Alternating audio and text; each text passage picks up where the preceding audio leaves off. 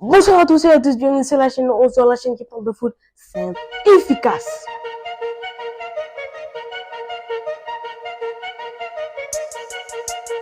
Alors aujourd'hui les amis, il n'y a pas vraiment de match, mais on va parler du tirage au sort de la Ligue des Champions et du cas de Neymar qui retourne à son poste. Donc restez jusqu'à la fin de la vidéo parce que je vais bien vous expliquer ces cas. Aujourd'hui c'est un nouveau concept assez nouveau. Je parle très souvent des matchs dans ces vidéos longues, mais aujourd'hui on va parler d'autres choses. J'ai l'habitude de le faire dans mes shorts sur YouTube, mais aujourd'hui on va le faire sur vidéo. Allez, on commence avec la Ligue des Champions. Aujourd'hui, c'était les tirages pour les 16e de finale de la Ligue des Champions. On a eu pas mal de chocs, mais quand même, le Paris Saint-Germain qui a eu quand même assez de chance, pas eux, mais plutôt Monaco. Allez, je vous explique le tirage. Les tirages s'affichent maintenant à l'écran. Alors tout déjà, Brest qui aura le Paris Saint-Germain. Ça déjà, c'est pas bon pour Brest parce que ils sont presque éliminés là, presque éliminés. Mais même s'ils s'étaient qualifiés, ils seraient éliminés tôt ou tard, parce qu'en huitième, ils auraient soit Liverpool, soit le Barça. Donc là, déjà, c'était fini.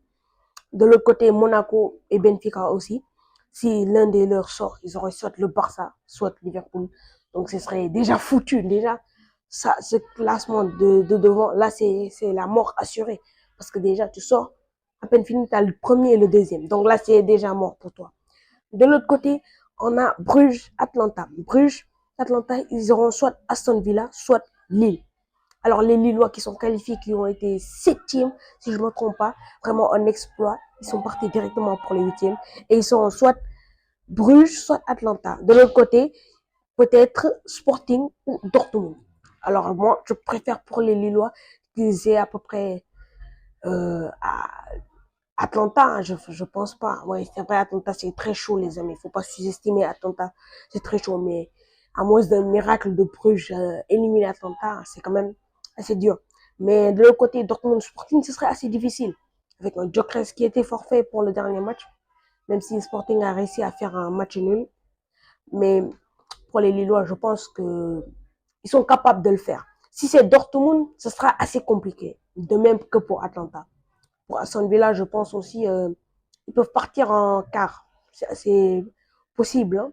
De même pour le premier, entre le Paris Saint-Germain, s'ils ont Liverpool, ça sera très, très, très, très compliqué, les amis. Très, très compliqué. Mais rien n'est impossible. Mais pour le Barça pourra prendre sa revanche. N'oubliez pas.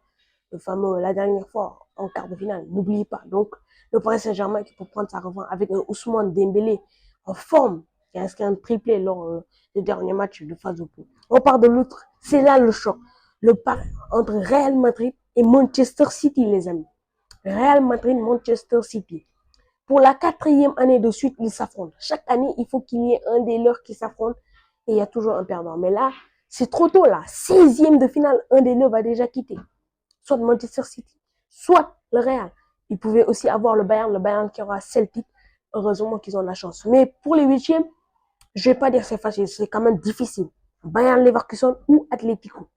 Alors déjà, Bayern Leverkusen, ils sont partis, qui sont qualifiés directement.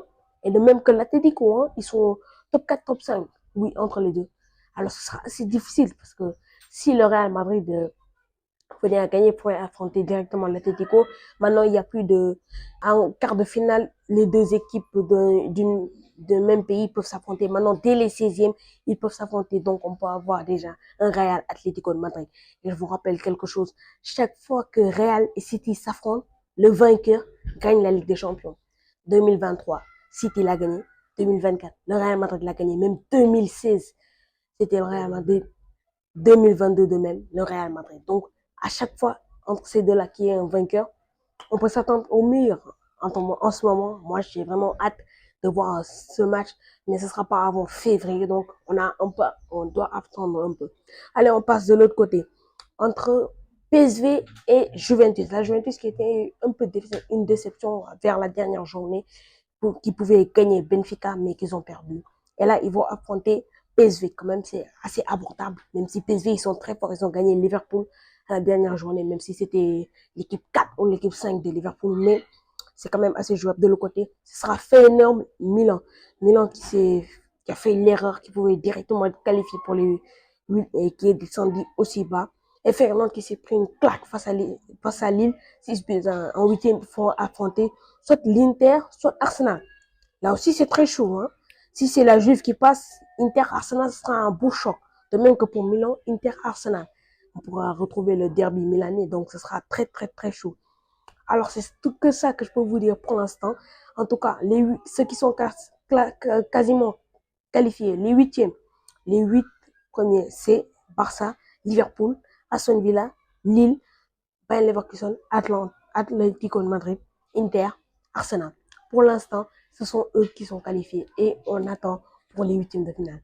Allez, on passe de l'autre cas de Santos. Neymar qui retourne à son club formateur à Santos. Alors, on va commencer. Neymar, sur les dernières semaines, on a entendu beaucoup de rumeurs que Neymar allait partir à Santos. Maintenant, c'est officiel. Il est vraiment, si je ne me trompe pas, il est déjà à Santos. Al Hilal l'a publié lors des derniers jours. Mais Neymar, je vous rappelle qu'il a été acheté pour 90 millions. 90 millions. Du Paris Saint-Germain, Al Hilal déjà en souligne. C'est Neymar, ils ont pris un Neymar blessé. Déjà pour 90 millions, il n'y a que les équipes d'Arabie Saoudite qui sont capables de faire ça pour un joueur Neymar qui, je ne vais pas vous dire fini tout. Et vraiment, c'était déplorable, ce Neymar, qui est venu à Al Hilal. Déjà, il était blessé pour 6 mois. Les 6 mois-là, il n'a rien fait. Il ne s'est pas entraîné, il n'a rien fait. À son retour, il a joué 5 matchs, si je ne me trompe pas. Non, à son retour, oui, il a joué 5 matchs. Puis, il s'est blessé. Ensuite, à son retour de blessure, il en a joué que 2.